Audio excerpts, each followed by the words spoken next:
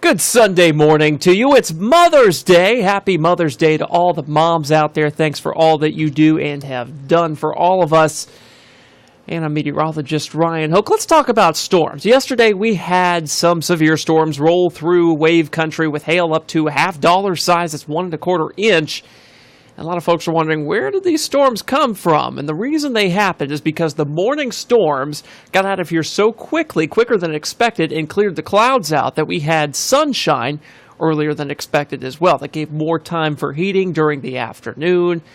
And what do you know? We had new storms develop as we went into, say, noon, 1, 2 o'clock, and that's when severe storms began to develop. And these severe storms didn't last all that long, but they were just enough in time and in strength to put down some of that hail, some of those gusty winds as well. Today, we do have a chance for storms.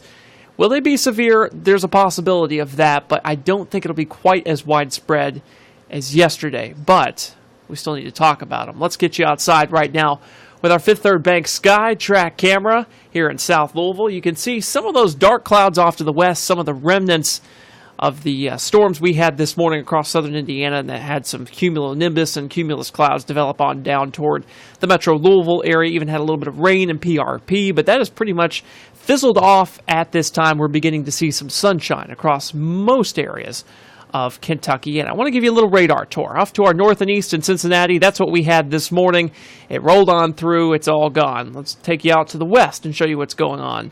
It looks like a few storms there trying to develop in southern Illinois. If we put the radar into motion, you'll notice they've got mostly a northward component to it, but they are moving eastward slightly, so it's not out of the realm of possibility that Du Bois County on into Lawrence County, Orange, maybe even Jackson County sees these over the next, I'd say, a couple hours or so. They're not severe, and really they're having a hard time holding themselves together. You notice you get little red spots that pop up, then they disappear, red spots that pop up and they disappear.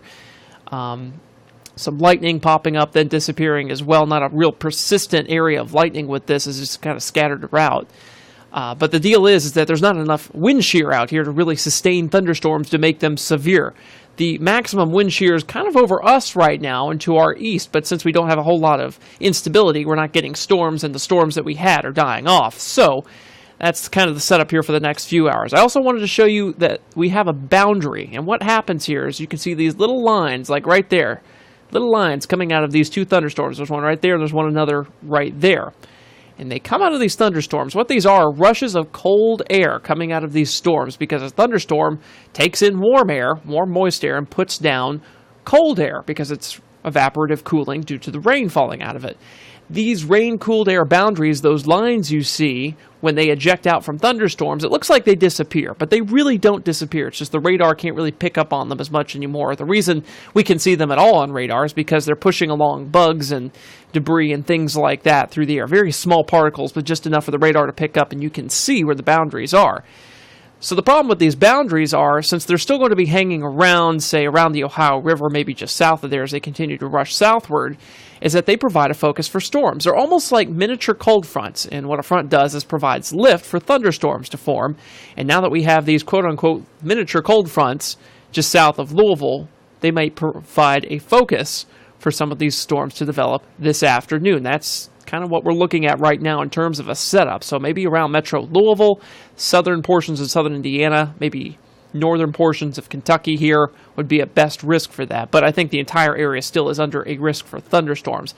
Let's zoom out one more time just to show you what's going on across the country. We've got severe weather going on up there in Omaha right now. You see the severe thunderstorm watches and the warnings up there. But overall, pretty quiet except for these little thunderstorms going on over southern Illinois. We'll continue to watch those throughout the afternoon. I want to show you something we captured from our SkyTrack camera in Paoli this morning. Thanks to Fifth Third Bank, of course. Look at this. This is a shelf cloud. This was not a severe storm, but since you've got all that cold air rushing out and you've got the warm air coming in to feed the storm, you get what's developing here as a shelf cloud. Pretty cool because you can kind of see where the limit of that cold air, that gust front rushing out is as it went by our Paoli SkyTrack camera. We were also able to get the same shelf cloud on our Huber's Orchard and Winery SkyTrack camera and show it live here on the news just a couple hours ago there in Clark County. Kind of a cool thing we're able to do with 10 SkyTrack cameras. We're able to track storms not only on the radar and on satellite, but we can do it visually with our cameras. So what we have going on now is a warm front is going to be lifting northward, and I think that's going to lessen the chance for storms for your Monday, since that focus will be gone and we won't have this morning MCS, a mesoscale convective system, these lines of storms right here. We won't have them moving through at least tomorrow morning to provide these outflow boundaries to make storms this afternoon, because the warm front for the focus of that kind of activity will be much farther north by that time.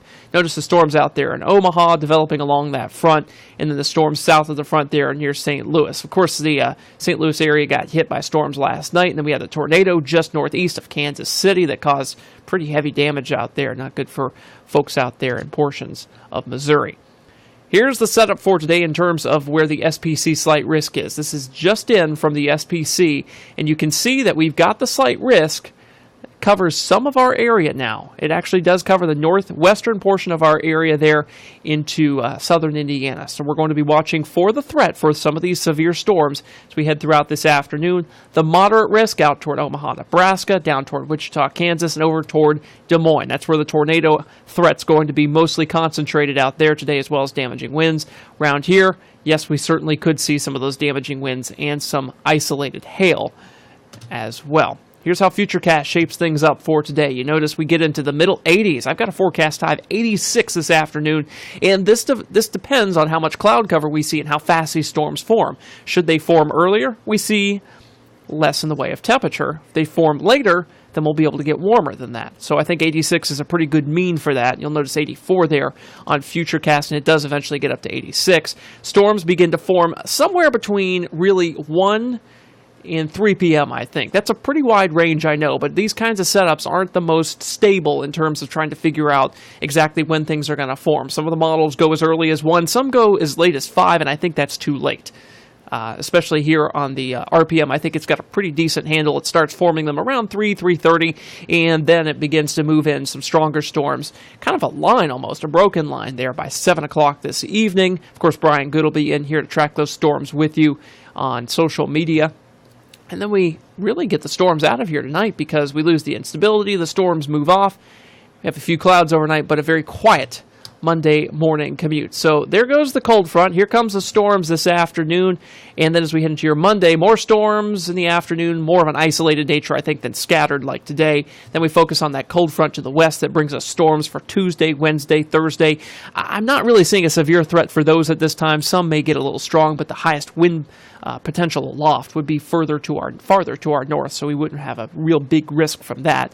But something we'll keep an eye on otherwise. High temperatures next several days in the 80s, but then, oh yeah, we get down into the 60s by Thursday, and we get all the way down to 63 for a high by your Friday. So yes, we are going to be heading into a cooling trend once that cold front moves through. We got to get the 2 days of isolated scattered storms out of here first, then that round of storms for Tuesday, Wednesday, Thursday, and then we see the cooling trend. So it's a forecast of change. This is spring. We're supposed to be seeing storms, and we're supposed to be seeing temperature swings. So it's about right for this time of year. So everybody keep up on social media this afternoon. We're on Facebook, Wave 3 Weather, Twitter, at Wave 3 Weather as well. I'm at Ryan Hoke, Wave 3. And of course, we'll keep you updated on coming attractions for this afternoon in terms of storms and any possible strong to severe weather that we may see. For now, I'm meteorologist Ryan Hoke. Have a very pleasant Mother's Day.